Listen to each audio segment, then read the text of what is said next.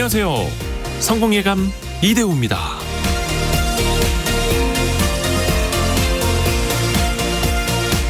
칭찬은 참 따뜻하죠.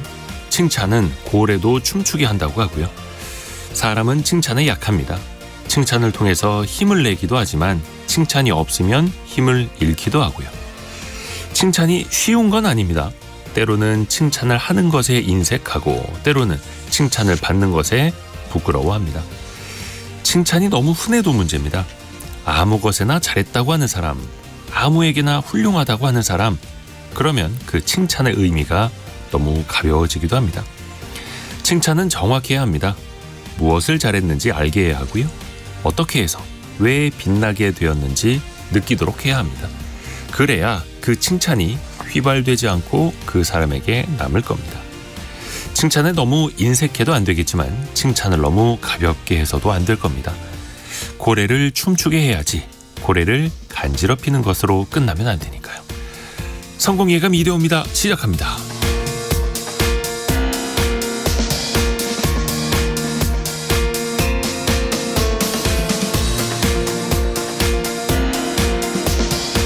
안녕하세요. 이대호입니다. 자, 4월 22일 수요일 아침 9시 5분을 또 항상 기다려주셔서 감사합니다. 이형정님, 박지혜님, 이동희님 등등 김지수님도 방금 들어오셨고요.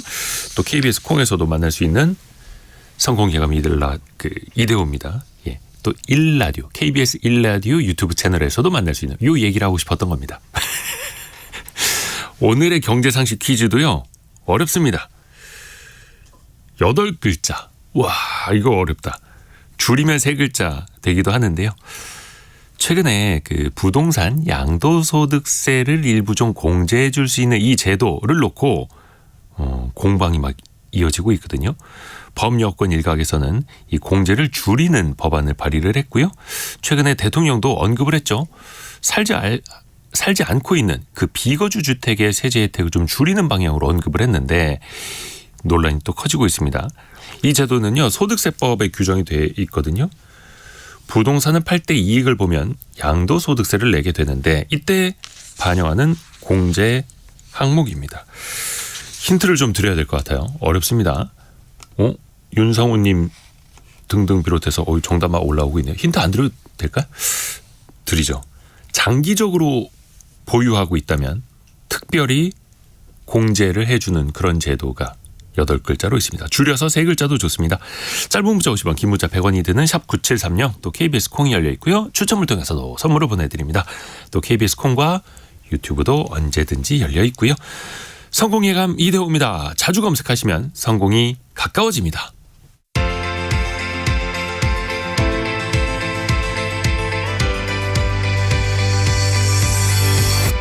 KBS 1라디오 성공예감 이대호입니다. 오늘의 경제 뉴스 동아일보 백상경 기자, 경제전파사 강예지 에디터와 함께합니다. 안녕하세요. 안녕하세요. 자, 어떤 뉴스 준비했는지부터 들어볼까요? 백상경 기자부터요. 네, 상승세에 타면서 정고점 돌파한 코스피 상황 먼저 살펴보고요. 그리고 신현송 한국은행 총재가 취임을 했습니다. 그래서 앞으로 한은의 방향성 어떻게 가져갈 건지 이야기를 했는데 그 내용도 살펴보겠습니다. 그리고 유가가 치솟는 가운데 이 최고 가격제를 두고 나오는 갑론을박까지 함께 알아보겠습니다. 네, 강예지 에디터. 는요? 네, 미국과 이란 전쟁 상황 먼저 살펴보고요. 한국을 방문한 퀄컴 CEO가 삼성전자를 비롯한 재계 총수들과 연이어 회동했습니다. 이 소식 알아보고 하이브가 하이브의 방시혁 의장에 대해서 경찰이 구속영장을 신청했는데 이유가 뭔지 같이 살펴보겠습니다. 또 치매 공공신탁제도 시행과 최저임금 논의가 시작됐다는 소식까지 알차게 준비했습니다. 네, 자 우선은 백상경 기자 통해서 증시부터 짚어볼게요. 미국장도 좀 쉬어갔고 우리 증시도 오늘 좀 쉬어가고 있는데 역시나 미국 이란 간의 그 휴전 그 협상이 좀 잘 안 되나 봐요. 네, 아무래도 이 협상이 좀 잘 안 되면서 이 부분이 지금 큰 증시의 부담으로 작용을 하고 있습니다. 트럼프 대통령이 지금 2주 휴전 만료 하루 앞두고 어제 이 소셜 미디어를 통해서 이란 지도부와 협상 대표단이 통일된 협상안 제시할 때까지 공격을 유보하겠다. 휴전을 연장을 하겠다라고 밝혔습니다. 네. 이란 정부가 지금 분열이 돼 있고요. 파키스탄의 요청도 고려한 결정이다 이렇게 설명을 했는데요. 대이란 해상 봉쇄는 유지를 하고 군사적 대비 태세도 지속을 하겠다는 입장입니다. 근데 사실 이게 휴전 연장은 없고 합의할 거다 뭐 이런 식의 어떤 얘기들을 하더니 하루 만에 말이 바꿔가지고 또 트럼프가 타코를 했다 이런 얘기들도 또 나오고 있고요. 그 속마음이 다 이제 드러난 거죠. 추가적인 전쟁은 좀 하고 싶지 않다라는 걸로. 네. 근데 이란은 좀 부정적인 입장을 일단은 내놨습니다. 2차 종전 협상에는 참여하지 않겠다라는 최종 입장을 중재국인 파키스탄을 통해서 미국 측에 전달을 했다고 하는데요. 미국이 합의 직후부터 약속을 지키지 않았다라고 주장을 하면서 협상 불참을 결정을 했습니다. 증시도 좀 영향을 받고 있고 네. 우리 증시는 현재는 코스피는 한 1포인트 내린 약보합, 코스닥도 한 5.9포인트 0.5% 내린 약보합 상황인데 개장 초에는요. 처음으로 6,400을 넘어섰어요. 6,401.97까지. 잠깐 터치하고 지금 내려오는 예. 모습입니다. 뭐 보합권에서 계속 왔다 갔다 하네요. 네. 그 코스피가 떨어질 때 많이 떨어지고 올라갈 땐 또 많이 올라갑니다. 맞습니다. 점점 변동성 주기도 좀 짧아지는 것 같고요. 네. 그 4월 상승률이 G20 국가 중에서 1등이에요? 네, 어제 종가 기준으로 볼 때 코스피 4월 상승률이 26%였습니다. 이게 G20 국가 중에서 1위였고요. 그 뒤를 따라온 게 일본, 뭐 튀르키예 이런 나라들입니다. 올해 누적 기준으로 이걸 봐도 코스피가 지금 무려 51%의 상승률을 기록하고 있습니다. 네. 이것도 지금 G20 국가 중에서 압도적인 1위입니다. 이게 결국은 반도체 실적에 대한 기대감 그리고 외국인 수급이 지금 최근 들어서 확 개선이 됐거든요. 네. 그래서 지금 가파른 상승세를 이어가고 있고요. 근데 사실 보면 그 전에 낙폭이 좀 크기도 했습니다. 지난달 초만 해도 지금 지수가 거의 5,000선 초반까지 또 내려앉았다가 지금 다시 올라가는 모습이거든요. 그래서 거래가 막 일시 중단되는 서킷 브레이커 막 터지고 사이드카 나오고 이런 모습들 계속 기억을 하실 텐데 네. 지금 또 가파르게 또 살아났다 이런 모습들 전해드립니다. 네.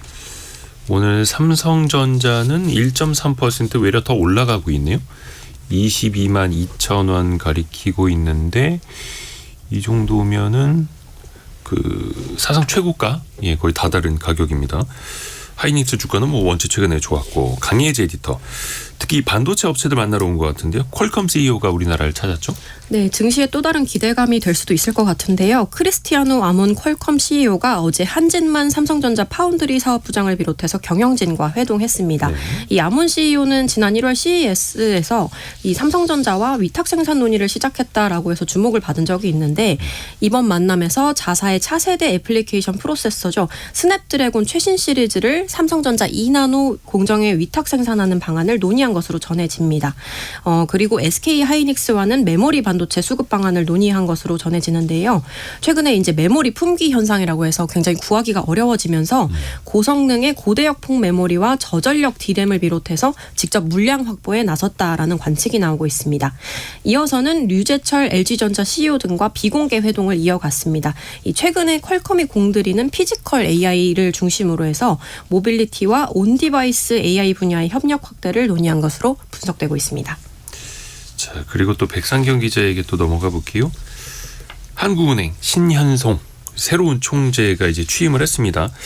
어떤 방향으로 통화 정책을 이끌어갈지 살짝 좀 입장을 내기는 했어요. 네, 그래서 뭐 매파적이다 이런 것들에 대한 어떤 선입견들이나 어떤 평가들이 있었기 때문에 네. 취임식에서 어떤 얘기 나올까 굉장히 관심들이 많았는데요. 취임식 발언 들어보면 신중하고 유연한 통화 정책 운영을 통해서 물가와 금융 안정을 도모하겠다라고 강조를 했습니다. 너무 원론적이고 네. 교과서적인 얘기죠. 신중한데 유연하다. 네. 뭐 이런 여러 가지 복합적인 얘기들을 한 건데요. 마음대로 해석하지 말아라 이런 뜻 아닙니까? 그런 얘기도 같기도 하고요. 그래서 지금 결국은 지금 현재 대내외 여건이 굉장히 좀 좋지 않은 상태잖아요. 중동 사태 해결되지 않았고 그래서 지금 물가 압력은 계속적으로 있을 것이라고 보는 게 지금 신 총재의 입장이고요. 그래서 인플레가 발생을 했을 때 통화 정책으로 역할을 하겠다라는 부분에 강조를 조금 더 했다고 보이고 그래서 물가 안정 쪽에 어쨌든 목표가 있다 이렇게 해석을 할 수가 있을 것 같습니다. 신 총재가 또 뭐 다 똑같은 얘기인데요. 지정학적 갈등, 인공지능 기술혁명 이런 것들 때문에 지금 대전환의 시기를 맞고 있는 상황에서 인구 구조 변화나 양극화, 부동산 시장, 가계부채 이런 여러 가지 문제들이 산재한 상황입니다. 그래서 이런 부분에서 지금 성장 동력도 지금 굉장히 떨어지고 있기 때문에 좀 새로운 시각이 필요하다. 그래서 이제 기존의 건전성 지표의 시장 가격 지표 같은 것들도 적극적으로 활용을 해서 조기에 어떤 대응을 하는 것들에 좀 주안점을 두겠다. 이런 입장들을 보였습니다. 네. 그리고 얼마 전에 1차 추경이 이제 확정이 됐고 26조 원 규모의 네. 벌써부터 2차 추경 얘기가 나와요. 네. 근데 이제 정부에서는 조금 선을 긋는 모습을 보였습니다. 예. 사실 1차 추경한 지도 얼마 안 됐고 그렇죠. 이 유동성이 아직 내려가지도 않은 상태거든요. 그래서 이제 아직 이걸 주머니에 들어가지도 않았을 그렇죠. 텐데. 예. 그래서 실제로 이제 이것들이 지금 시장이 풀리지 않은 상황에서 또 다른 유동성 얘기를 하는 것에 부담을 느끼는 모습이고요. 박홍근 기획예산처 장관이 현재 경제 상황에 대한 구상들을 그렇게 좀 밝혔습니다. 가장 강조한 것은 기존에 편성한 추경을 신속하게 집행하는 데 지금 목표가 있고 당장 2차 추경 편성은 조금 지금 막 밥을 지어서 밥상에 올렸고 숟가락도 안 떴는데 이런 거 지금 논의가 나오는 것들은 너무 섣부르다 이런 입장도 밝혔습니다. 네. 또 이 지금 중동 종전 협상이 지금 오늘도 계속 지지부진하지만 어쨌든 휴전을 연장하겠다 이런 얘기들도 나오고 있지만 지금 한 번에 지금 그 무너졌던 공급망이 다시 회복되긴 굉장히 어려운 상황이거든요. 그래서 지금 우리 경제에 부담을 주고 있는 요인들은 계속적으로 지속이 될 가능성이 높은데 어쨌든 이런 상황에서 신속한 추경 집행을 통해서 최대한 성과를 내는데 집중을 하겠다라는 입장 밝혔습니다. 자, 그리고 강예지 에디터가 준비한 소식도 들어볼게요. 하이브 방시혁 의장에 대해서 경찰이 구속영장을 신청했어요. 네, 그렇습니다. 서울경찰청 금융범죄수사대가 자본시장법상 사기적 부정거래 혐의를 받는 방시혁 하이브 의장에 대해 구속영장을 신청했습니다. 이 방 의장은 2005년에 하이브의 전신이죠. 빅히트 엔터테인먼트를 설립해서 2013년에 그룹 방탄소년단을 데뷔시킨 인물입니다. 이후에 국내외 소속사를 잇따라 인수하면서 중소기획사에서 업계 1위 회사로 성장했고요. 2020년에는 엔터업계 최초로 코스피에 상장을 했고 2024년에는 연예기획사 최초로 공시대상 기업 집단, 그러니까 대기업으로 지정이 됐습니다. 이 상장 전인 2019년에 방 의장이 투자자들에게는 상장 계획이 없다라고 속여놓고는 자신과 관계 있는 사모펀드의 지분을 팔게 해서 그 이후에 회사를 상장했다라는 혐의를 받고 있습니다. 이 방 의장이 사모펀드와 비공개 계약을 맺었고 상장 후에 발생한 매각 차익의 일부를 받기로 했다라는 의혹이 일고 있는데요. 그 결과 매각 차익의 30%에 달하는 1,900억 원 상당의 부당이득을 얻은 것으로 경찰은 의심하고 있습니다. 물론 이제 방시혁 의장 측에서도 이제 반론이 많이 있습니다. 당시에는 진짜 상장 자체가 불투명했고 투자 유치를 해야 했기에 그런 그 약속을 투자자들과 했다라는 거였고. 근데 이 의혹이 불거진 지 되게 오래됐거든요. 근데 지금 이제 구속영장이 신청됐어요. 네, 그렇습니다. 경찰이 지난 2024년 말에 방 의장의 자본시장법상 이 사기적 부정거래 혐의에 대해 수사에 착수를 했고요. 이후에 지난해 6월, 7월 한국거래소와 하이브 사옥을 압수수색했습니다. 그리고 방 의장을 상대로도 5번에 걸쳐서 피의자 조사를 진행을 했습니다. 그러면서 작년 말에는 법리적으로 미진한 부분이 있는지 검토 중이다라고 밝히기도 했는데요. 이와 관련해서 방 의장의 변호인 측은 장기간 성실히 수사에 협조했음에도 구속영장이 신청된 것이 유감이다라고 하면서 향후 법적 절차에 충실히 임해서 최선을 다해서 소명하겠다라고 밝혔습니다. 근데 사실 또 하이브가 상장사이기도 하고 국내에서 상징하는 또 이제 BTS가 소속되어 있는 회사이기 때문에 좀 상징성이 있을 것 같아요. 기업 가치에도 영향이 또 없을 수가 없을 것 같고요. 네, 금융감독원 전자공시 시스템을 보면 방시혁 의장이 이달 초 기준 하이브 주식 28.86%를 보유한 최대 주주이고요. 네. 또 이사회 의장으로 경영에 직접 참여를 하고 있습니다. 그런 방 의장에 대한 사법 리스크가 현실화되면 지금 진행하고 있는 콘텐츠 생산이라든가 해외 사업에 대한 영향을 미칠 수밖에 없겠죠. 그래서 하이브 주가가 어제 종가 기준으로 전날보다 2% 넘게 떨어졌습니다. 자, 그리고 백상경 기자가 준비한 소식도 들어볼게요. 석유류 최고 가격제. 네. 벌써 내일 모레면은 4차가 시행이 돼요. 네, 지금 시행 여부 결정하기 전이고 아마 할 것으로 보이는데 이야기들이 있죠. 지금 만약에 시행을 안 하면 또 기름값이 오를 테니까. 네, 근데 이제 아침에 지금 김민석 총리가 이 그 비상경제본부 회의 주재하면서 얘기를 했거든요. 네. 이게 어느 정도 긍정적인 효과가 있는 것으로 보이고 물가 안정 효과나 이런 게 있는 걸로 좀 보이기 때문에 이런 것까지 감안을 해서 내일로 종료되는 3차 지금 최고 가격제 종료가 되는데 있는데 4차 시행 여부 검토를 하겠다 이렇게 밝혔습니다. 거의 한다는 얘기인데 또 일각에서는 이게 실효성 논란이 좀 나와요. 맞습니다. 그래서 최고 가격제가 어쨌든 시장의 가격을 인위적으로 좀 눌러서 이렇게 조금 저렴한 가격을 유지하는 상태인 건데 이게 사실 수요를 억제하는 데는 좋지 않은 영향을 미치고 있다 이런 비판들이 좀 있었습니다. 근데 정부에서는 어쨌든 미국이나 어떤 일본이나 이런 나라들과 비교했을 때 그쪽 나라의 기름값이나 석유 제품하고 가격을 비교했을 때 우리나라가 상대적으로 지금 높은 수준이다라고 강조를 했습니다. 그러니까 이게 일본이나 미국보다 지금 비싼 상태이기 때문에 이 가격이 효과가 없다라는 얘기는 조금 부정적이다라는 건데요. 산업통상부에 따르면 오늘 기준으로 국내 휘발유 가격이 리터당 2,004원 그리고 경유는 1,997원을 기록을 했습니다. 전쟁 발발 이전하고 비교를 하면 각각 한 20% 안팎 급등한 수치인데요. 이 일본이 지금 휘발유가 1,527원 그리고 경유가 1,432원 수준입니다. 근데 한국하고 비교를 해보면 원화 기준으로 한 20% 이상 낮은 가격이고요. 이게 사실 일본 정부가 유류세 보조금을 계속 지급을 하면서 가격을 조금 누르고 있는 상황이거든요. 근데 이제 이런 부분들을 감안을 했을 때 우리나라가 지금 과하게 그 가격을 누르고 있지는 않다 이런 부분입니다. 다만 또 우리가 미국이나 일본 가서 자동차 기름 넣고 올 게 아니니까 다른 나라랑 비교하는 게 좀 적절치 않은 측면도 좀 있어 보이고요. 또 다음 주부터는 그 고유가 피해 지원금 지원이 된다 하는데 이거 주유소에서 써야 되는 건데 정작 쓸 수 없는 주유소가 많아요. 네, 이게 고유가 피해 지원금이 이제 소득 하위 70% 국민에게 1인당 최대 60만 원씩 지역사랑 상품권 형태로 지급되는 이 추경의 핵심 사업입니다. 근데 이게 전국 주유소 직접 가보면은 이게 지역사랑 상품권의 가맹점인 주유소가 40% 정도에 불과하다고 합니다. 근데 주유소 10곳 중에서 한 6곳 정도는 지금 지원금으로 받은 이 상품권으로는 기름을 넣을 수 없다라는 얘기인데요. 이게 지역별 쏠림 현상도 좀 심각합니다.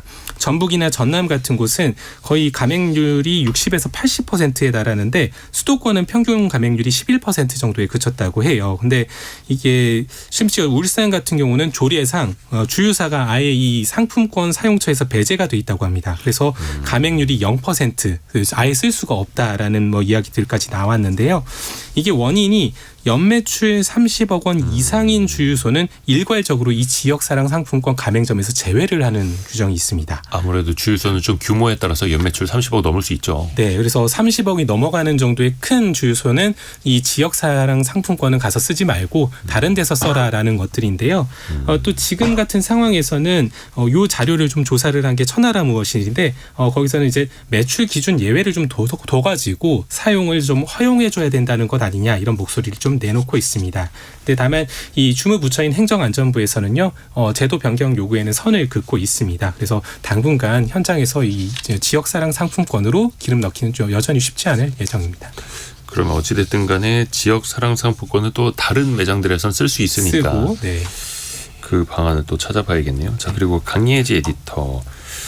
치매 걸리신 분의 재산을 국가가 직접 관리하는 제도가 있는데 이게 오늘부터 시행이 돼요. 네, 국민연금공단이 수탁자가 돼서 치매 환자의 재산을 관리하는 치매 공공신탁 제도라는 것이고요. 치매 공공신탁 제도. 네, 치매 또는 경도 인지 장애로 재산 관리에 어려움이 있거나 어려움이 예상되는 65세 이상 기초연금 수급자, 그러니까 소득 하위 70%인 분들이 별도의 이용료 없이 서비스를 받을 수 있습니다.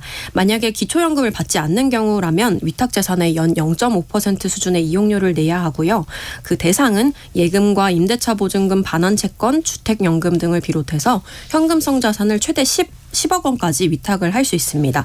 다만 부동산과 주식을 비롯한 실물 자산은 포함되지 않고요. 이 치매 환자의 재산이 본인의 의사와 필요에 맞게 사용되게 하고 또 가족에게 집중됐던 재산관리 부담을 공공이 나누겠다라는 취지입니다. 특히 요양시설 입소자 재산을 제3자가 임의로 쓰는 등의 어떤 경제적 학대를 막고 치매 노인의 그 임대료 체납과 같은 또 사각지대를 줄일 수 있을 것으로 기대됩니다. 근데 이미 그 치매에 걸리신 분이라면 본인이 신청하기는 좀 어려울 거고 이거 어떻게 이용할 수 있어요? 네, 본인이나 가족이 국민연금공단 지사를 방문하거나 치매 안심센터나 요양시설 등을 통해서 의뢰하면 공단이 자택을 방문해서 조사하게 되는데요. 네. 이후에 이제 월 생활비, 요양비, 용돈을 포함해서 재정 지원 계획을 수립하고요. 이를 바탕으로 신탁 계약을 체결하게 됩니다. 그렇다고 해서 친족이 역할을 안 하는 건 아닌데요. 지원인이나 대리인으로서 참여해서 지출 내역을 확인을 돕는다거나 뭐 의료나 요양과 관련된 의사결정을 대신할 수 있습니다. 다만 이 재산 관리의 책임과 권한은 공공기관이 가져가게 되고요. 이 우리나라의 치매 환자가 100만 명 시대라고 하는데 고령의 치매 환자가 보유한 자산 규모가 154조 원 상당으로 추정된다고 합니다. 이 고령 인구의 재산 관리 문제를 개인을 넘어서서 이제 사회의 역할로 끌어올렸다라는 점에서 좀 의미가 있다고 볼 수 있겠습니다. 이게 참 남의 얘기가 아니니까요. 치매 환자 100만 명 시대. 네. 또 내년도 최저임금 논의가 시작됐어요. 올해도 쟁점은 또 많겠죠. 네, 고용노동부가 최저임금위원회 제1차 전원회의를 개최했습니다. 이 노동계에서는 두 자릿수 인상을 주장할 방침으로 알려졌고요. 반면에 경영계에서는 최저임금이 10,000원으로 올라간 뒤에 인상 여력이 더 이상 없다라고 주장을 하고 있습니다. 경영계에서는 올해도 업종별로 최저임금을 차등 적용하자라는 의견을 낼 전망인데요. 또 배달기사와 택배기사를 비롯한 도급 근로자에 대해서 최저임금을 적용할 것인지 여부가 처음으로 공식 의제에 포함돼서 주목을 받고 있습니다. 여기에 다른 소식 하나 더 전해드리면요. 네. 지난 20일이죠. 민주노총 화물연대 집회에서 한 명의 조합원이 숨지고 2명이 다쳤었는데 네. 이 40대 비조합원이 화물차로 들이받은 사건이었습니다. 조금 전 경찰이 이 운전자에 대해서 살인과 특수상해 혐의로 구속영장을 신청했다는 소식 들어와 있습니다. 동아일보 백상경 기자 그리고 경제전파사 강예지 에디터였습니다. 고맙습니다. 감사합니다. 고맙습니다.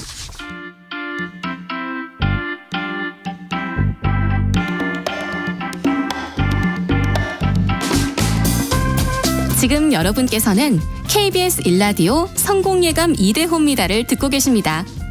프로그램에 참여하신 청취자 여러분께는 추첨을 통해 아름다운 식탁 창조 주비푸드에서 뿌리 담은 리얼 생와사비를, 쉽고 빠른 판촉물 제작 시너지 기프트에서 고속 충전 마우스패드를, 그리고 성공예감에서 준비한 커피 쿠폰을 보내드립니다. 당첨자는 성공예감 2대호입니다 홈페이지에서 확인하세요. 경제 상식 퀴즈 한 번 더 나갑니다. 부동산은 오래 가지고 있을수록 양도소득세에서 그 차익을 좀 빼주는 공제 제도가 있습니다. 그런데 지금 범여권 일각에서는요, 그 공제 세제 혜택을 좀 줄이자라는 법안을 발의했거든요. 근데 또 야당이 파상 공세를 하고 있고요. 그러다 보니까 민주당이 이게 당 차원에서 발의한 건 아니다, 이렇게 또 수습도 하고 있는데요. 참고로 현재 세법상 1가구 1주택자가 집을 10년 동안 거주 혹은 이렇게 장기 보유를 하면 양도차익에서 80%를 공제해 주거든요. 이거 8글자 혹은 이제 요즘에 언론에서 보면 줄여서 3글자로도 부르는데, 장기적으로 보유하고 있으면 특별히 일정 금액을 공제하는 걸. 아우 어렵다. 8445님 주택 장기 보유세. 이거 조합을 좀 잘못하셨네요. 5380님은 아는 문제예요. 정답 8글자 줄여서 3글자 정확히 맞춰주셨고요. 김영희님 주택 하나 보유하고 있는 사람에게 너무한 것 아닌가요? 이 공제제도를 없애서는 안 된다라는 말씀이신 것 같고, 반대로 이미영님은 비거주 투기용으로 보유한 건 공제하지 말아야 한다는 입장입니다. 이렇게 또 반대되는 의견도 주셨고요. 5811님은 너무 갑작스러운 중단은 안 되죠. 계속 유지되길 기원합니다. 이렇게도 보내주셨고요. 이주연님, 제가 정답 좀 어려울 것 같다고 했더니 8글자 다 맞춰주시면서 성공예감 애청자들은 알 수 있다라고 해주셨네요.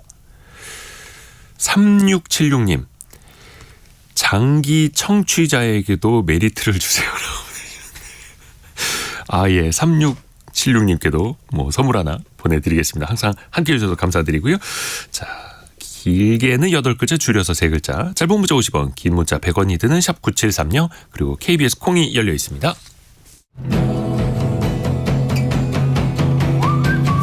오늘의 움직임에 주목하고 세상의 흐름을 놓치지 않습니다. 여러분의 내일을 응원하며 성공의 열쇠를 함께 찾아갑니다. 성공예감 이대호입니다.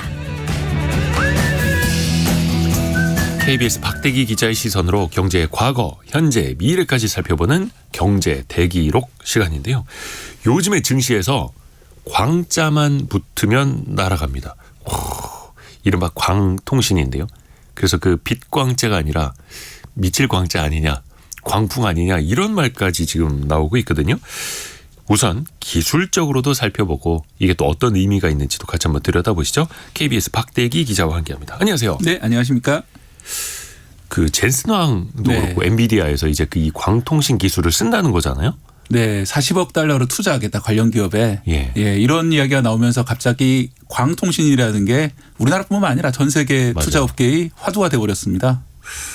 이게 꼭 필요하다라는 거예요. 지금 AI 시대에. 예, 그렇습니다. 이제 결국은 모든 것이 인공지능 AI 때문에 시작된 일인데요. 네. 지금 우리나라 반도체 주식이 엄청나게 폭등을 했잖아요. 그런데 혹시 이 광통신이 다음 반도체가 아닐까, 다음 병목이 아닐까 그런 이제 기대가 나오면서 전 세계적으로 주가가 폭등을 했던 것인데 어제 오늘 보면 약간 그 국내 같은 경우에는 주식이 좀 잠잠한 그런 분위기로 가고 있는데요. 왜냐하면 이게 아직 구체적인 뭔가가 나온 것이 아니라 이런 기대 때문에 많이 움직인 그런 면이 있습니다. 기존에는 구리선으로 연결하던 걸 네. 광섬유 케이블로 연결하거나 또 반도체 기판 내에 있는 것들도 모듈 자체도 광통신으로 바꿔서 더 빠르게 통신을 해야 네. 그 어마어마한 AI 데이터들을 더 빠르게 주고받을 수 있다. 뭐 이런 이야기잖아요. 예, 그렇습니다. 그 말씀하신 그대로인데 사실은 광통신을 지금도 쓰고 있습니다. 네. 우리가 예를 들어서 미국에 있는 인터넷 접속하려고 하면은 태평양에 깔려 있는 그렇죠. 광 케이블을 통해 가지고 맞아요. 가야 되거든요. 예. 그런데 이렇게 먼 거리에 있는 게 주로 광통신을 썼었는데 그게 아니라 AI를 위한 데이터 센터 안에 내부까지 전부 다 광통신으로 바꾸고 특히 말씀하신 대로 기판 내부라든지 아니면 칩 내부까지 이렇게 광 기술을 넣어서 이걸 실리콘 포토닉스 그러니까 광 반도체 공학이라고 하는데요. 뭐 그런 기술들을 더 지금도 개발이 되고 있는데 더 개발을 해서 엔비디아 같은 경우에는 차세대 그 반도체에는 이 기술까지 다 집어넣겠다. 올해 말에 출시될 HBM4가 들어가는 그 칩에는 이 광반도체 기술까지 넣어가겠다 이런 발표를 했기 때문에 그런 기대감 때문에 지금 주식이 많이 오르고 있는 그런 상황입니다. 그러니까 몇 킬로미터를 광 케이블로 까는 게 아니라 몇 센티미터 차이도 광으로 통신할 수 있게 하겠다. 이렇게 해서 더 빠르게 네. 더 많이. 이게 어떤 원리예요? 광통신은? 이 신호를 보내는 게 결국은 이제 빛입니다. 레이저가 나오고요. 이 레이저를 깜빡거림으로 이제 신호를 전달하게 되는 것인데 예. 구리선 같은 경우에는 이 전기 신호로 이제 전달할 텐데 이거는 그게 전기 신호가 아니라 빛이 깜빡거림으로 전달하게 되는 건데 예. 그렇기 전기 때문에 신호를 빛으로 바꾸는 거예요. 예, 기본적으로는 디지털이라는 건 똑같습니다. 데이터를 0과 1로 바꾼 디지털 전기 신호를 지금 쓰고 있잖아요. 구리선에서는 예, 그것을 다시 이제 레이저로 바꿔서 이 빛의 신호로 바꿔가지고 이 깜빡거림을 통해 가지고 전송하는 방식입니다. 이 전송할 때는 광 케이블이라는 걸 쓰는데요. 이 머리카락보다 얇은 유리 섬유, 광섬유라고 부르는데 그 안으로 이 레이저로 만든 빛을 쏘는 방식인데 네. 물론 그 깜빡거림이 우리가 눈으로 볼 수 있는 깜빡거림이 아니라 아주 미세한 그런 깜빡거림으로 예, 전달하는 방식이 될 겁니다. 이 기술 자체는 오래된 기술입니다. 제가 이제 90년대 대학 다닐 때도 이미 아주 활성화된 기술이고 우리나라도 1980년대 초에 이미 케이블이 다 깔렸고요. 그렇죠. 예, 그리고 이 기술 자체는 1970년대 혹은 그 이전부터 개발됐던 그런 기술들이 되겠습니다. 그 광섬유 가지고 뭐 인테리어 디자인 뭐 이렇게 하는 것도 있잖아요. 네. 그 꽃병 같은 데 꽂아가지고 그렇죠. 이렇게 빛나게 하는 거. 그것도 하나의 또 광섬유예요. 예, 그것도 같은 광섬유인데 예. 실제로는 그 안에 그런 섬유들을 예, 통신에 쓰는 거죠. 그렇게 꼬여 있는 섬유들을 아까 말씀드린 대로 태평양, 대서양 이런 데 다 까는 그런 식으로 썼고요.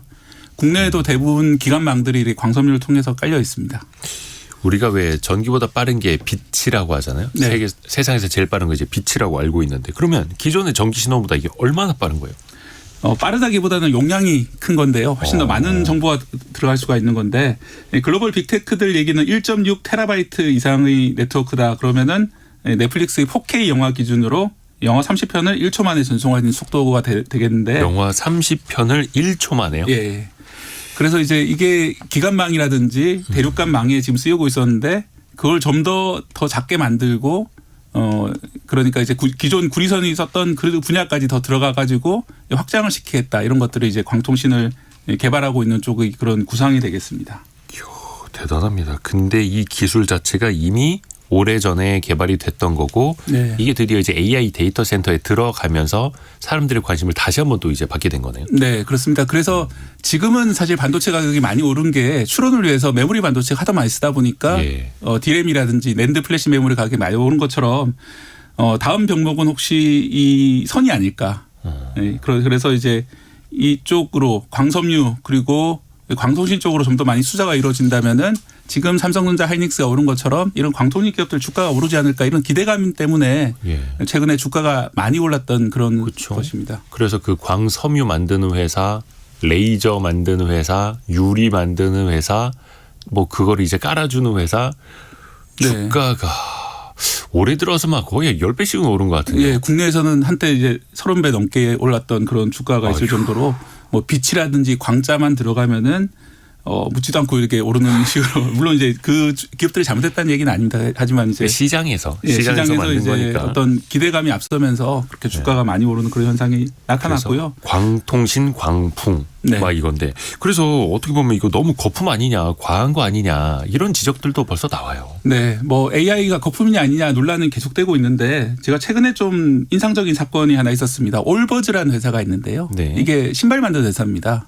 국내에서도 판매하고 있는 신발인데 운동화인데 약간 그 울 소재, 양모 소재로 만들어서 좀 가볍고 통풍이 잘 되는 운동화로 이제 몇 년 전부터 국내도 인기였고 특히 실리콘밸리에 있는 기업가들이 많이 신으면서 이제 전 세계적으로 유명해졌던 기업인데 한때 이렇게 유명했던 기업이지만 신발이 잘 안 팔려서 또 신발에 구멍이 잘 납니다. 저도 하나 샀었는데 금세 구멍이 나서. 그게 이제 양털로 만든 거다 보니까. 그러다 보니까 편하긴 한데 구멍이 되게 잘 나요. 그런 단점이 있기 때문에 주가가 폭락을 했었습니다. 상장 이후에. 그런데 최근에 갑자기 몇 배로 뛰었어요. 600%가 한순간에 상승을 했는데 단 한 가지 이유 때문이었습니다. 예. 신발을 더 이상 만들지 않겠다. 예? 우리는 AI 기업이 되겠다. 갑자기요? 예, 갑자기 그렇게 선언을 하면서 인수가 되면서 이렇게 선언을 한 거예요.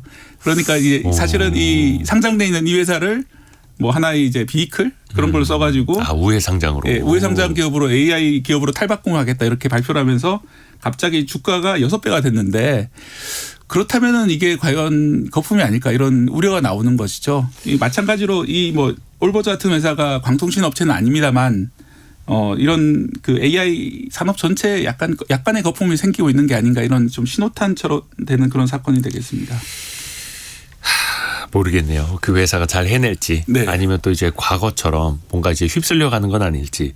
왜냐하면 그 1990년대 후반 2000년대 초반 그 네. 닷컴 버블 당시에도 이 광통신 업계도 그 중심에 있었다면서요. 네, 지금 이 병목이 광통신 그러니까 케이블에 생기는 게 아닌가 우려가 됐던 것처럼 1990년대 말에 처음 인터넷 도입했을 때도 정말 많은 광 케이블에 투자가 있었습니다. 아까 말씀드린 대로 대륙 간의 광 케이블을 막 깔았고요. 네. 나라 안에서도 대규모 네트워크를 만들었는데 국내에서도 그때 메가패스 막 이러면서 대대적인 광고를 하면서 초고속 인터넷 ADSL 기억하시는 분들 많이 있을 텐데. 따라올 때면 따라와봐. 예, 따라올 때면 따라와봐.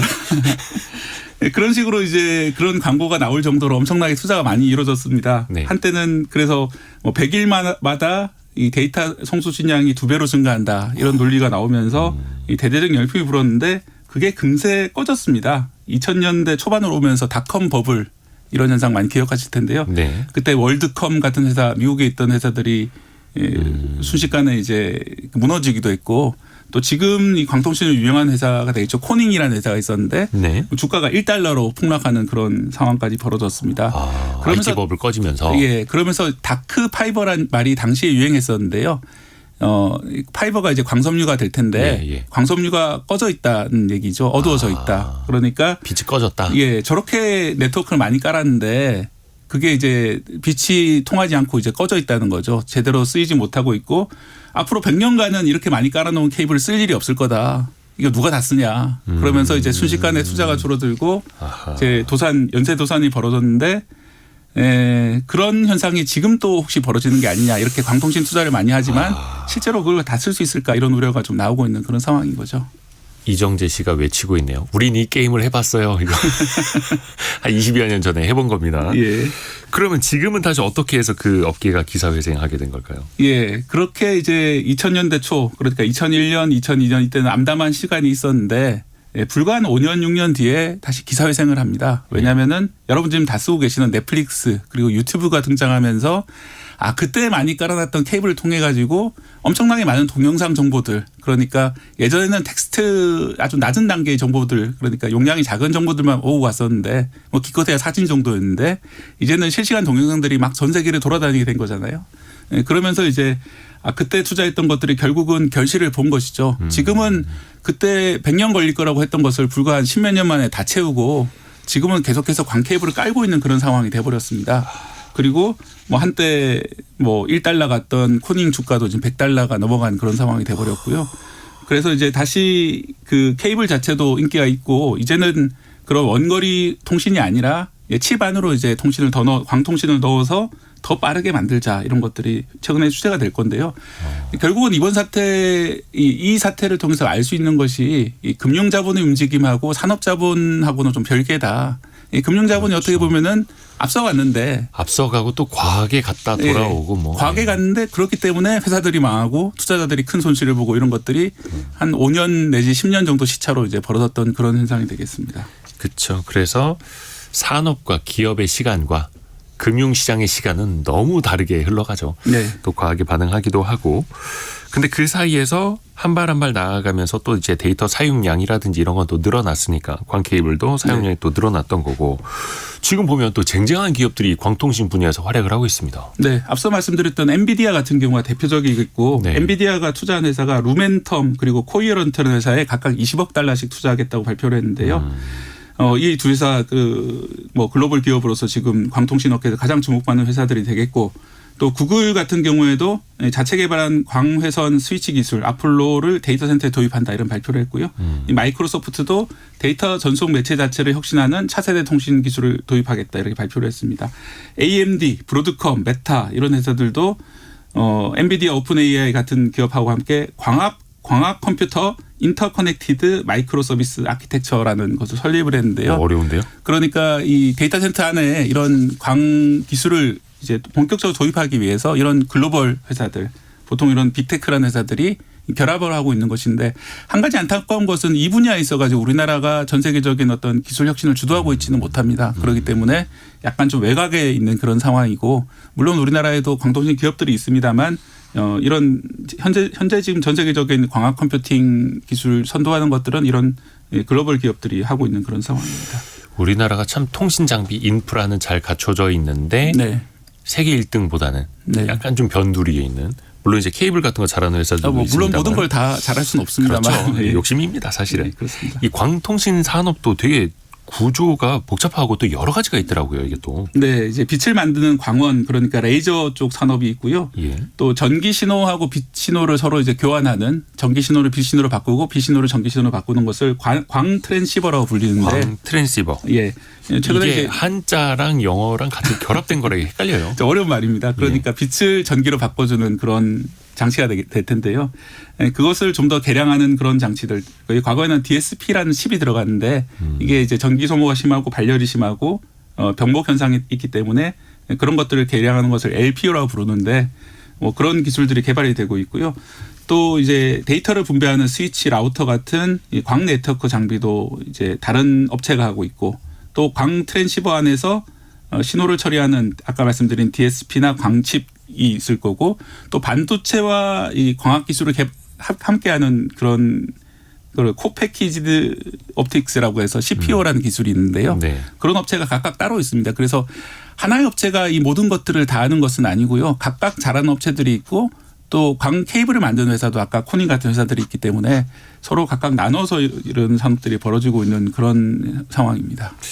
그러겠는데 여기에 좀 우리 기업들이 좀 이름을 올리면 좋을 텐데 잘하는 기업들은 또 어디가 있을까요? 네, 우리나라에서도 실제로 이 광 케이블 만드는 회사도 있고요. 예. 이런 아까 말씀드린 이 분야 요소별로 작은 기업들이 참여를 하고 있습니다. 그리고 삼성전자 같은 경우에도 이 비메모리 칩을 만드는 회사잖아요. 네. 예, 그래서 앞으로는 이 실리콘 포토닉스를 적용한 이 광 반도체 공정 상용화를 이 내년을 목표로 지금 하고 있다. 브로드컴과 협업을 하고 있다. 이런 보도가 지금 나오고 있는 그런 상황이고요. SK 하이닉스 같은 경우에도 일본 반도체 업계하고 협력을 해서 이 메모리 반도체 광통신을 적용하는 방법을 진행 중이다. 이런 보도도 지금 나오고 있는 그런 상황입니다. 광통신 넘어서 아예 광 컴퓨터, 광 네. 컴퓨팅까지 나와요? 네, 광 컴퓨팅이라는 용어가 이제 사실은 그냥 업계 용어가 될 텐데 이런 광통신 기술이 아까 말씀드린 대로 반도체 내부라든지 이 반도체 간의 아주 미세한 영역까지 들어오는 전체를 합쳐가지고 광 컴퓨팅이라 부르는데요.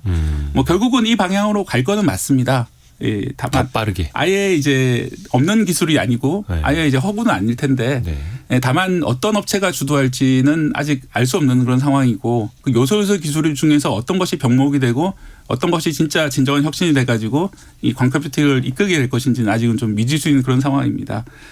그래서 이제 투자하실 분 같은 경우에는 하나의 기업보다는 ETF라든지 이런 걸 통해서 투자하는 게 더 현명해 보이고 이 기술에 대해서는 좀 더 관심을 계속 가지고 있어야 될 텐데 네. 앞서 말씀드린 올버즈 같은 그런 사례라든지 최근에 이제 이런 AI 쪽 거품 현상이라든지 이런 것들이 조금씩 관찰되고 있기 때문에 투자에 있어서는 좀 더 신중하고 현명하게 투자하시는 게 좋을 것 같습니다. KBS 박대기 기자였습니다. 고맙습니다. 감사합니다. 라디오 정보센터 다녀옵니다.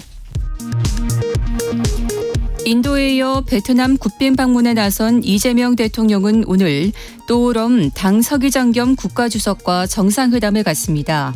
원전 등 에너지 협력 심화와 교역 확대 방안이 논의될 전망입니다.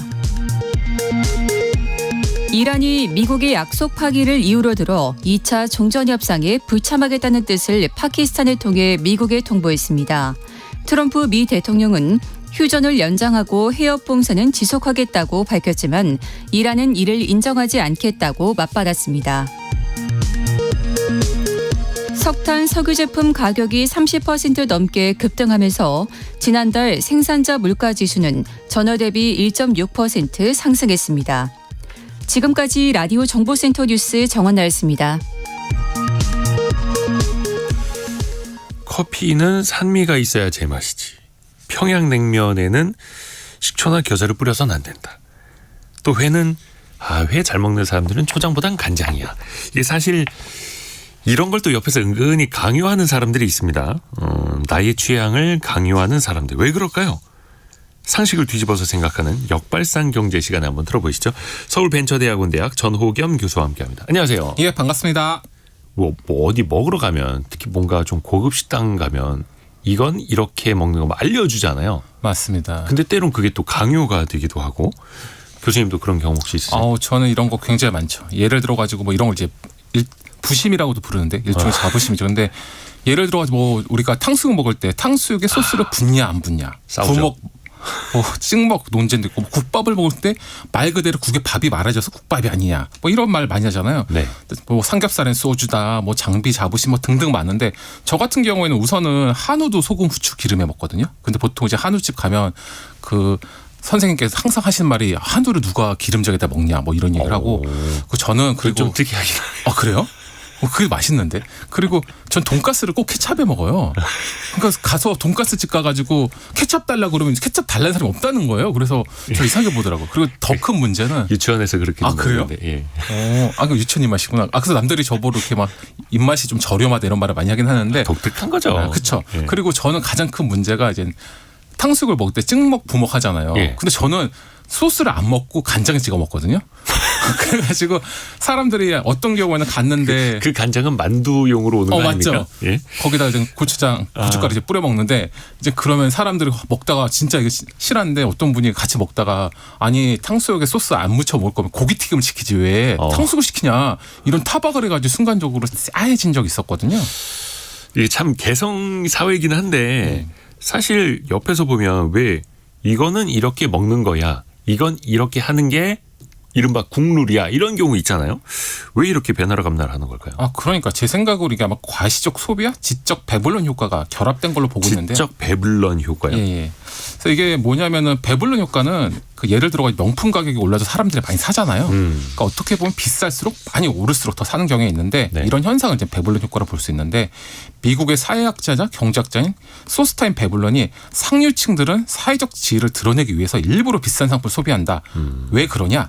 서민층과 구별되는 욕구가 있다는 거죠. 쉽게 말해서 비싼 거를 씀으로써 내가 이 정도 된다는 걸 부와 지위를 과시하고 싶은 건데 요즘에 현대사회에 와서는 그 대상이 상품이 아니라 지식과 취향으로 옮겨온 것이죠. 그러니까 쉽게 말하면 특정 분야에 대해서 까다로운 룰이나 원칙을 하면서 난 이거 정도 아는 교양 있는 사람이야 이러면서 약간 우월감을 뽐내는 거고요.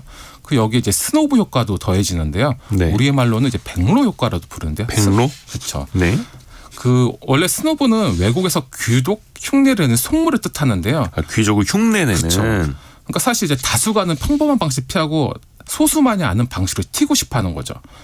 그래서 이건 이 패션 같은 경우는 다른 사람들과 구별되려고 일부러 좀 값비싼 의상을 입는다든지 뭐 이런 걸 과시하는 걸 좋아하는 사람을 말하는 거죠. 그래서 이런 사람들 같은 경우 오히려 어떤 상품이 너무 많이 소비되면 그 상품을 사질 않아요. 왜냐하면 내가 백로효과 내가 딱 봤을 때 딱 흔해지니까. 튀어야 되는데 안 그러니까. 그래서 이런 특별함을 과시하다 보니까 이런 게 이렇게 먹는 게 국룰이야. 이게 제대로 된 방식이야. 이러면서 일종의 지적 과시나 취향의 과시를 한다고 볼 수 있는 거죠. 그런데 그렇게 소수가 만들어 놓은 취향이 규칙이 되고 일종의 국룰처럼 변해버리잖아요. 다른 사람들이 또 그걸 막 따르게 되는데. 그렇죠. 왜 그럴까요? 그래서 저는 이런 현상이 소수의 규칙 때문이라 생각하는데요. 이제 네. 블랙스완, 우리말로 검은 백조의 저자 나심 탈레브가 만든 개념과 유사한데요. 소수 규칙이요. 예. 소수 규칙이 뭐냐면 아주 소수지만 절대로 타협하지 않는 완고한 사람도 있어요. 그러면 다수의 상대적으로 유연한 사람들이 많기 때문에 뭐 그 기준에 따라주지 이러면서 하는 거죠. 쉽게 말해서 우리가 어떤 모임하면 한 명이 나 이거 절대로 안 먹어. 그리고 옆에 사람들 나도 그거 안 먹는데 이러면 50명 100명 있어도 뭐 저기 이대호 진행자랑 전호경 교수는 안 먹는다고 하니까 이 음식은 빼시죠. 뭐 이런 식으로 한두 번 하다 보면 어떤 특정 음식이 빠지는 규칙이 생기는 거잖아요. 어떤 뭐 영향력 있고 완고한 사람들의 그렇죠. 취향이 고집이 유행이 되고 퍼지는 거예요. 그렇죠. 맞습니다. 그러니까 소수의 기준이 약간 전체의 기준처럼 막 작동하게 되는 거죠. 사실 이런 게 요즘에 특히나 많죠. 왜냐하면 요즘에는 사람들이 약간 좀 강한 사람들이 많다 보니까 그 사람들의 의견이 전체의 의견처럼 보여지기도 하고 그게 룰이 되기도 하죠. 그렇죠. 그러니까 다른 사람들 입장에서 보면 좋은 게 좋은 거지 뭐. 그렇죠. 그래 저게 뭐 맞을 수도 있어. 또 이렇게 따라가기도 하잖아요. 그렇죠. 억지로 맞춰주기도 하고. 맞습니다. 그 속에서는 그러면 어떤 마음이 있는 걸까요? 그걸 또 따라가는 사람들은. 근데 사실 이런 거죠. 솔직히 우리 전 특히나 그런데 유명 맛집 갔는데 먹어봤는데 솔직히 맛도 없고 비싸고 이러면 이걸 왜 먹지? 막 이런 생각 드는데 이거 왜 먹죠? 이런 말 하면은 쟤는 입맛이 또 저렴. 돈가스 케첩 먹는 애라서 입맛이 저렴해가지고 네. 또 저런다 이런 말 들을까봐 돈 내고 먹으면서도 그렇지 이러면서 약간 불안감이 좀 이런 말은 불안한 느낌이 있는 거죠. 평양냉면 같은 거. 그쵸. 그 맛은 막 모른다고 막. 맛을 모른다 너는 입맛이 저렴하다 이런 말 듣기 싫은 거죠. 그러니까 이게 사실 포모 증후군이죠. 원래 포모라는 게 나만 소외될까 봐 두려운 건데 네. 내가 일상 소비나 이럴 때 나 이거 아닌 것 같은데 말하면 사람들 쟤는 교양 없어 입맛이 저렴해 이런 말 들을까 봐 낙인 찍힐까 봐 두렵고 아닌 것 같은데 이 말을 못해요. 그렇죠. 분위기 깔까 봐 좋은 분위기인데 괜히 네가 비싼 돈 두고 와서 먹었는데 케찹 찾고 있어 뭐 이런 거죠 약간. 케찹에 대한 트라우마가 좀 있으신 것 같은데. 그렇죠. 반가운 소식 알려드릴게요. 김태형 님이 저도 한우 소금 기름파예요라고 그렇죠. 보내주셨고 김은주님은 탕수육 간장에 찍어 먹는 거 맛있어요. 오 맞아요. 네. 신승원님은 교수님은 그 감자는 뭐에 찍어 드세요? 케찹 마요네즈. 감자를요? 케찹 마요네즈 먹으면 진짜 맛있어요. 찐 감자 먹을 때요? 네. 그럼 뭐에다 먹어요? 신승원님은 고추장 찍어 드신다. 그 좋은 아이던데. 그러네요. 사람들이 다양한 입맛을 갖고 있는 거예요. 어질어질합니다. 왜 그래서 다른 사람들이 보면 이거는 이렇게 먹는 게 역사적으로도 뭐 있었던 거야 막 이런 거 있지 않습니까? 그래서 막 따라가기 위해서 공부하는 것도 있어요. 맞습니다. 특히 사실 이런 것도 있죠. 예를 들어가지고 우리 드라마 보면 가장 많이 나온 게 고급 식당 갔는데 와인은 뭘로 드시겠습니까? 딱 말했을 때 내가 이거 좋아하는데 소비뇽 어쩌고저쩌고 아니면 내가 늘 먹던 걸로 이렇게 말해야 되는데 보통 그 드라마의 주인공 어려운 환경에서 잘해서 와인이나 양주를 안 먹은 사람에서 말을 못하고 막 창피당하잖아요. 그래서 사람들이 사실 사회생활도 이런 게 있거든요. 어디 가서 와인이나 말했는데 좀 안척해야 되는데 모르니까 저 같은 경우에 일부러 한 몇 번 와인하고 위스키 클래스를 몇 번 들었어요. 돈 내고. 왜냐면 어디 가서 이렇게 물어봤을 때 좀 안척하려고. 좀 대화에 껴야 그렇죠. 되니까. 어디 갔는데 뭐 먹어요? 이러면 저는 단맛 좋아하는데 이러면 없어 보이고. 항상 그래서 이렇게 요즘에는 대놓고 그냥 단맛 좋아한다 그러는데 근데 사실은 그런 거 들어도 나중에 잊어버리거든요. 근데 이게 어떻게 보면 일종의 이제 사회생활을 하려다 보니까 어쩔 수 없이 이제 하게 되는 경우가 많죠. 사회적 생존을 위한 방어막으로 하는 경우가 있는 거죠. 맞아요. 그래서 뭐 남들이 좋다고 하는 거 추천을 받아들이는 게 또 뭐 나쁜 것만은 그럼요. 아니고요. 예. 어떻게 또 해보면 좋을까요? 그래서 사실은 이게 세상 만사가 꼭 좋은 면과 나쁜 면만 같이 있는 거잖아요. 네. 그래서 저는 이제 아는 척하고 싶은 이제 힙해 보이고 싶은 과시욕이나 뭐 이런 게 뜻밖의 굉장히 긍정적인 경험의 진입장벽을 낮춰주긴 한다고 보거든요. 그러니까 대표적인 예로는 요즘 유행하는 패션 독서, 이른바 텍스트 힙. 그러니까 활자를 뜻하는 텍스트와 멋지다, 개성 있다의 뜻의 은어인 힙하다를 합쳐가지고 요즘에 신조가 나왔는데요. 그러니까 요즘에 영상이나 쇼폼이 하도 많다 보니까 역설적으로 종이책을 읽는 게 약간 멋져 보이는 거죠. 그래서 유명 연예인들이 종이책을 든 모습이나 아니면 지하철역이나 뭐 이런 데서 일부러 이제 책을 본다거나 이런 거 예쁜 카페에 책 보는 걸 올린다거나 뭐 이런 게 있는데 어떤 사람들은 야, 그 지적 거세 아니야 이렇게 말할 수 있지만 그럼으로써 책도 보고 또 책이 내 진짜 습관이 될 수 있잖아요. 또 반대로 운동 분야도 비슷한데요.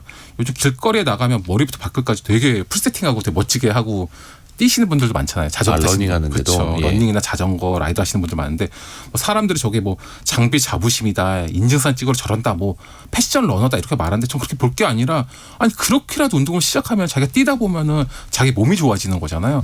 그러니까 어떻게 보면은 그런 결국 지적 허세라든지 보여주기 위해서 하는 것들이 결국엔 나한테 도움이 된다. 그러니까 아는 척이나 있는 척하는 게 꼭 나쁜 게 아니라 어떻게 보면 긍정적으로는 자기 개발이나 새로운 도전에 마중물로 활용할 수도 있지 않을까 이런 생각도 합니다. 좋은 쪽으로.